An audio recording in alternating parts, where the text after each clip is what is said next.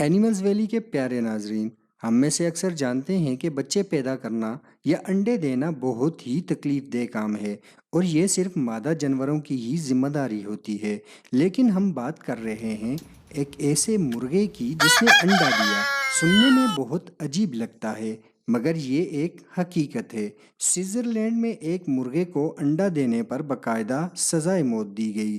ہم آپ کو تفصیل سے بتاتے ہیں اینیملز ویلی کی اس ایپیسوڈ میں۔ جیسا کہ اینیملز ویلی آپ کے لیے لاتا ہے ہر دفعہ جانوروں کی دنیا کے حیران کر دینے والے واقعات۔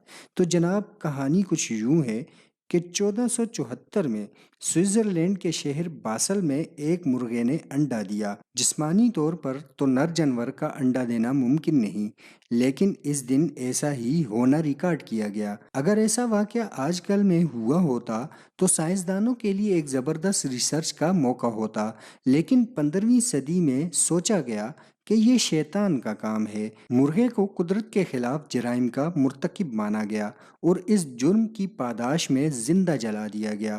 موت کے حوالے کیے جانے والے اس مرغے کے اندر 3 اور انڈے پائے گئے۔